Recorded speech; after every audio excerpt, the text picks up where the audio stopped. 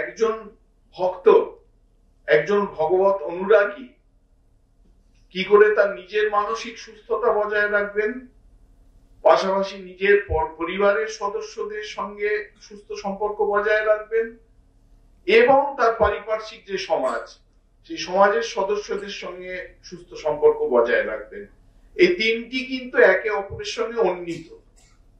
নিজে যদি সুস্থ মানসিকতার অধিকারী না হওয়া যায়, অপরের মধ্যে সেই সুস্থতাকে কখনো সঞ্চারিত করা যায় না। সুতরাং নিজেকে সুস্থ থাকতে হবে, মানসিকভাবে সুস্থ থাকতে হবে, পরিবারের সদস্যদের সঙ্গে তবে এই সুস্থতার সম্পর্ক তৈরি হবে। আর একইভাবে সমাজের সদস্যদের সঙ্গেও সেই সুস্থতার সম্পর্ক, একটা সুন্দর বাতাবরণ তৈরি হবে। আমরা যখন এই সুস্থ সম্পর্কের চাবিকাঠি কি এই সম্পর্কে আলোচনা করি, নিশ্চয়ই আমরা মনস্তাত্ত্বিকরা বা সমাজতাত্ত্বিকরা যে দৃষ্টিকোণ থেকে এই সমস্যাটিকে দেখবার চেষ্টা করেন, আমাদের দেখবার দৃষ্টিভঙ্গি সেটির সঙ্গে একেবারে ভিন্ন নয়, আবার একেবারে অভিন্ন এটিও বলা যায় না।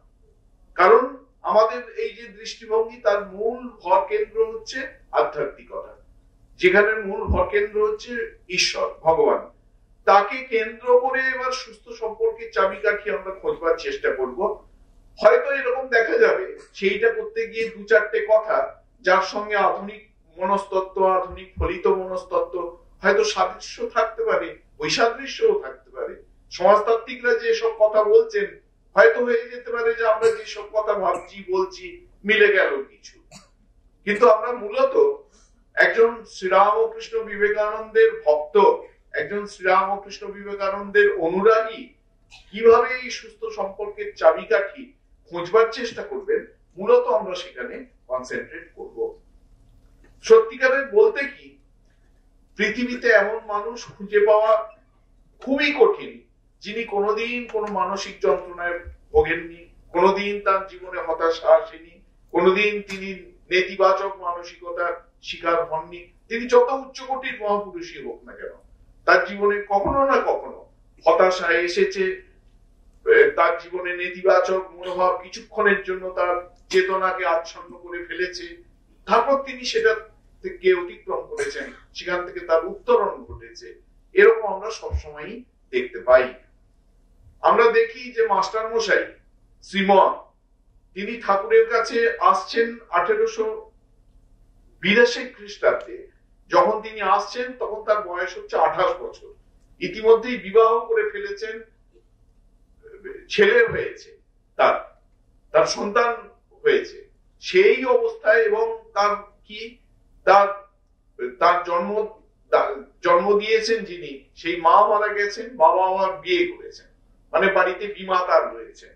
সেই অবস্থায় তিনি ঠাকুরের কাছে আসছেন যখন, তিনি তার সামাজিক সমস্যায় একদম জর্জরিত। ঠাকুরের সঙ্গে কথোপকথনের প্রথম যে 7-8টি সিটি, মানে প্রথম 7-8 বার ঠাকুরের কাছে তিনি এসছেন, ঠাকুরকে তার নিজের সম্পর্কে, নিজের হতাশা সম্পর্কে, নিজের অস্থিরতা সম্পর্কে, বাড়ির মানুষের সঙ্গে তার যে সম্পর্ক অত্যন্ত অবনতি, একবার তলানিতে এসে ঠেকেছে, সেই সম্পর্কে অনেক কথা বলেছে। সেই সমস্ত কথাগুলোকে জড়ো করলে যেটি দাঁড়ায় যে মাস্টারমশাই ঠাকুরকে বলছেন ওই প্রথম 7-8টি দর্শনের সময়, বলছেন, আমি যৌথ পরিবারে বাস করি, বাড়িতে বাবা, বিমাতা, ভাইয়েরা আছে, আমাদের অনেক সমস্যা। আমি শান্তিকামী মানুষ, সাংসারিক অশান্তি, চেঁচামেচি, ঝগড়াঝাটি, ছোট ছোট ব্যাপারে সংকীর্ণ মানসিকতার প্রকাশ আর নিতে পারছি না। আমাদের অনেকেরই এরকম অভিজ্ঞতা আছে। মাঝে মাঝে মনে হচ্ছে আত্মহত্যা করি, আমার জীবনে কোনো সুখ শান্তি নেই, শুধুই হতাশা, জানি না কিভাবে এই অবস্থা থেকে বেরিয়ে আসবো। মায়ার বন্ধন আমাকে যেন আষ্টে পৃষ্ঠে বেঁধে ফেলেছে। আপনি আমাকে কৃপা করে এই অবস্থা থেকে উদ্ধার করুন।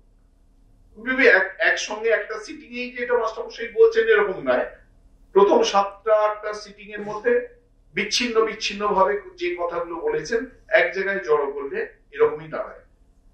এর অনেক দিন তখন ঠাকুরের শরীর চলে গেছে। সেই সময় পুরনো দিনের স্মৃতিচারণ করতে গিয়ে মাস্টারমশাই বলেছেন পরবর্তীকালে, বলছেন ঠাকুরের সঙ্গে সপ্তম বা অষ্টমবার দেখা হওয়ার সময়, মানে 7th or 8th টাইম, তখন তিনি গেছেন, গিয়ে দেখছেন যে ঠাকুর আমাদের কালী মন্দিরের পাশের চাতালে খনন করে হাঁটছেন, যেন একজন সিংহ এক পাশ থেকে আরেক পাশে ঘুরে বেড়াচ্ছেন। বলছেন সেই সময় গিয়ে আবার আমি আমার মানসিক অসহ্য অবস্থার কথা তাকে বললাম। আমি বললাম যে আর আমি পাচ্ছি না, আমার মনে হচ্ছে এভাবে বেঁচে থাকার থেকে জীবনকে শেষ করে দেওয়া ভালো, তাই নয় কি? সঙ্গে সঙ্গে ঠাকুর প্রায় তিরস্কারের ভঙ্গিতে আমাকে বললেন, মাস্টারমশাই স্মৃতিচারণ করছেন, কেন তুমি এই কথা বলছো? তোমার গুরু লাভ হয়েছে, তোমার আর কোনো ভাবনা নেই। তোমার গুরু সব সময় তোমার পিছনে থেকে তোমাকে রক্ষা করছেন। তিনি কেবল ইচ্ছা মাত্রেই আমাদের সমস্ত দুঃখ দূর করে দিতে পারেন। তিনি সবকিছু অনুকূল করে দেবেন, তুমি তার উপর নির্ভর করো, তিনি সবকিছু অনুকূল করে দেবেন। মাস্টারমশাই পরবর্তীকালে বলতেন, এখন আমি তার সেই অবতারের কৃপার কথা ভাবি, কোথায় আমি আত্মহত্যার কথা ভাবছিলাম আর কোথায় আমার সরাসরি ঈশ্বর লাভ। এই পরবর্তীকালে বলছেন কোথায় ঈশ্বরের সাক্ষাৎকার লাভ। এই যে এর সঙ্গে সঙ্গে আরো মাস্টারমশাই বলেছেন, বলছেন আমি দুঃখ পেয়েছিলাম বলেই তো ভগবানের সাক্ষাৎকার লাভ হলো।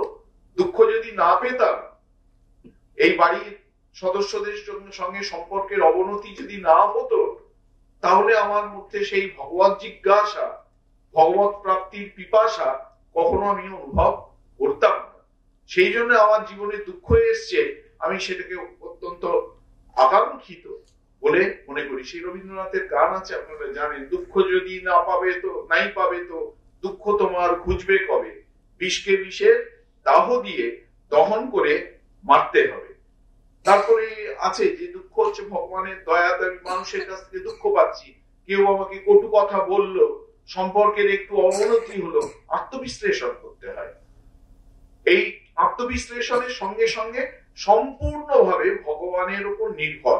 এক কথায় যদি জিজ্ঞেস করেন যে সুস্থ